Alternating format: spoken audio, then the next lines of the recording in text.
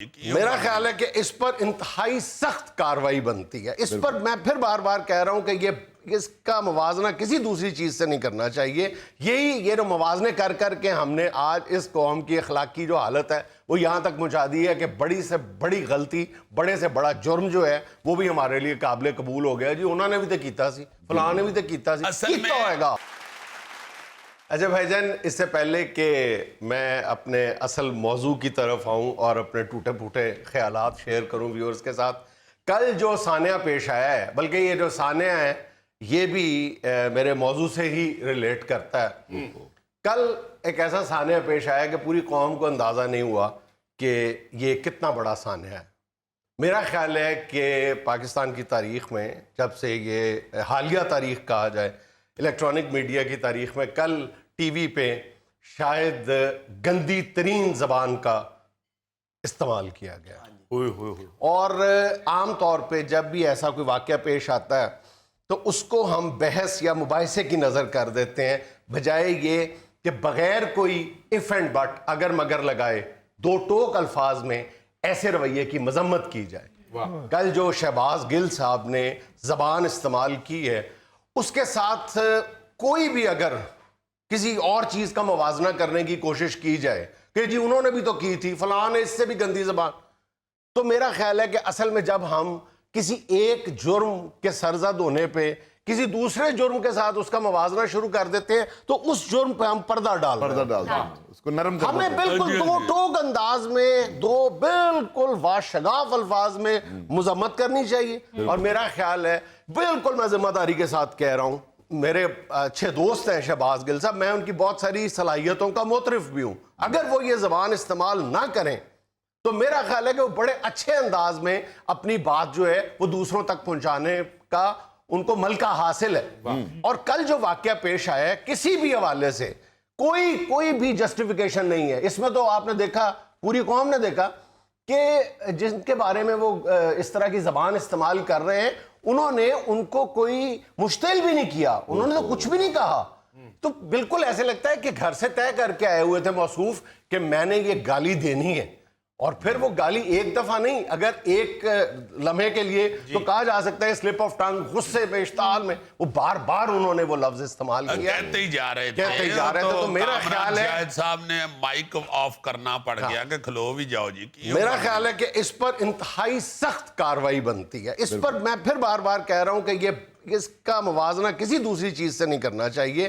یہ جو موازنے کر کے ہم نے آج اس قوم کی اخلاقی جو حالت ہے وہ یہاں تک پہنچا دی ہے کہ بڑی سے بڑی غلطی، بڑے سے بڑا جرم جو ہے وہ بھی ہمارے لیے قابل قبول ہو گیا. جی انہوں نے بھی تو کیتا سی، فلاں نے بھی تو کیتا سی، اصل کیتا ہوئے گا. میں اس طرح کے لوگ جو خود سیاست میں آتے ہیں نا جی، جن کا کوئی پیڈسٹل ہوتا ہی نہیں ہے ادھر سیاست کے اندر، نہ کوئی ووٹ لے کے آنا ہوتا ہے نہ کچھ، وہ اسی طرح کی دلیری کے ساتھ ہی کر کے اپنی بونگیاں شونگیاں مار کے نکل جاتے ہیں. ان کو یہ اندازہ نہیں ہوتا کہ ہم تو چلو اپنا ٹائم پاس کر رہے ہیں، ہم نے اگلی نسل کے ساتھ اس کی اخلاقیات کا کیا بیڑا غرق کیا ہے. یہ ان کو اندازہ نہیں ہوتا. بار بار یہ ریاست مدینہ کی بات کرنے والوں کو یہ ذہن میں ہونا چاہیے کہ مدینہ کا والی جو تھا انہوں نے تو یہ فرمایا تھا کہ بھائی مجھے حسن اخلاق کی تکمیل کے لیے دنیا پہ بھیجا گیا. تو بڑے بڑے مشکل حالات میں، بڑے بڑے ظلم و ستم سہ کے بھی زبان اپنی کو ایسا ایک بھی جنبش نہیں آنے دی. مخالف کے بارے میں سخت زبان استعمال کرنا یا غیر شائستہ زبان استعمال کرنا یہاں تک بھی گوارا تھا، لیکن یہ کہ سیدھی سیدھی گالی دے دینا، اس بات کا سچ ایکشن نہ لیا گیا تو پھر بات بڑھ جائے گی. بالکل یہی میں کہہ رہا ہوں نا جی، کہ بغیر ایف اینڈ بٹ لگائے، بغیر اگر مگر لگائے، بغیر کسی کے ساتھ موازنہ کیے اس کی مذمت کی جانی چاہیے. اور مذمت ہی کافی نہیں ہے، ان کے خلاف باقاعدہ کاروائی کرنی چاہیے، پارٹی کو کاروائی کرنی چاہیے. اچھا، جس موضوع پہ میں بات کرنا چاہ رہا تھا وہ بھی یہی ہے کہ ہمیں احساس تک نہیں ہوا. ہم نے سنی ہی کسی نے کیا، کسی نے تنقید کا نشانہ بنایا، کسی نے اس کو ڈیفینڈ کرنے کی کوشش کی. یہی تو مسئلہ ہے نا، یہی تو المیہ ہے ہمارا. میں یہ کہتا ہوں کہ سب سے بڑا ہمارا آج معاشرتی المیہ یہ ہے کہ ہمیں اپنی غلطی کا احساس نہیں ہوتا، ہمیں احساس گناہ نہیں ہوتا، ہمیں غلطی کا ادراک ہی نہیں ہوتا. ہم اپنی غلطی تسلیم ہی نہیں کرنے کے لیے تیار ہوتے. اور یہ اگلی سٹیج ہے, معافی مانگنا یا غلطی کا سدھار کرنا, یہ اگلی سٹیج ہے. سب سے پہلے مانو تو صحیح کہ مطلب آپ یہ مانتے ہی نہیں ہے کہ آپ کو کینسر ہے, تو کینسر کا علاج کس نے کرنا ہے؟ آپ اپنی بیماری ماننے کے لیے تیار نہیں ہے کہ آپ بیمار ہو, تو علاج کب ہوگا؟ مانو تو صحیح کہ مجھ سے غلطی سرزد ہو گئی ہے, مانو تو صحیح کہ مجھ سے گناہ ہوا ہے. جب آپ مانو گے ہی نہیں تو پھر آپ اس کو ڈیفینڈ کرنے کی کوشش کرتے جاؤ تاں کہ آپ موت کے سامنے کھڑے ہو جاؤ گے. جب بیماری کا آپ بتاتے ہی نہیں ہو, مانتے ہی نہیں ہو, ڈاکٹر کہہ رہا ہے بیمار ہو, آپ کہتے نہیں میں تو بیمار نہیں ہے گا, چلو پھر الٹیمیٹ اینڈ کیا ہے؟ موت. تو یہ بالکل ایسا ہی ہے. ہمارا معاشرتی المیہ بھی سب سے بڑا یہی ہے کہ ہم اپنی غلطیوں کا ادراک کرنے کے لیے, اعتراف کرنے کے لیے تیار ہی نہیں ہے.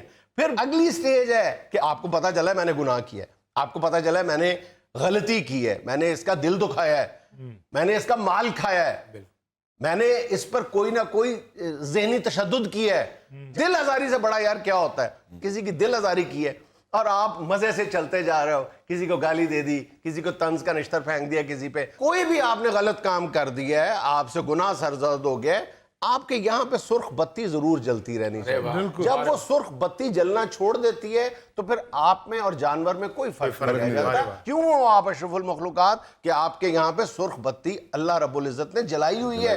اگر وہ سرخ بتی بجھ گئی ہے تو پھر آپ کہیں سے پیٹرول پمپ سے انسانیت نہیں ڈلتی, پھر انسانیت آپ کو خود پیدا کرنی ہے, اپنے اندر شعور جگانا ہے کہ یار میں نے یہ گناہ کے راستے پہ چل گیا, میں غلطیوں پہ غلطیاں کرتا چلا جا رہا ہوں, مجھے احساس ہی نہیں ہو رہا, اور میں سویا ہوں.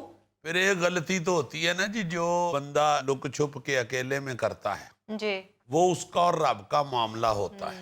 بالکل. اور پھر وہ رب کے آگے چیخو پکار کر کے تو اس سے معافی مانگتا ہے. پھر ذہن میں آتا ہے کہ رب غفور الرحیم ہے, وہ رحم کرنے والا ہے, وہ رحمت کر دینے والا ہے, معاف کر دینے والا ہے, کریم ہے وہ. جب آپ ببانگے دوہل کروڑوں لوگوں کو گواہ بنا کے غلطی کرتے ہیں اور اس پہ بھی اوپر اترا رہے ہوتے ہیں اور اس پہ بھی فخر فیل کر رہے ہوتے ہیں, تو یار آپ یہ پھر کیسے سوچتے ہیں کہ آپ کی نجات ہو جائے گی؟ آپ یہ پھر کیسے سوچتے ہیں کہ آپ کی معافی ہو جائے گی؟ آپ کو پھر تسلی سے نیند کیسے آتی ہے؟ ہو نہیں سکتا. ہم یہ جو معاشرتی برائیاں کرتے پھرتے ہیں, ہمارا معاشرے کے اندر ایسے بہت سے لوگ ہیں, صرف بد زبانی نہیں, میں سمجھتا ہوں کہ ہم بہت سی ایسی چیزیں جو ہیں, میں اب تو میڈیا کے اوپر نظر آتی ہیں.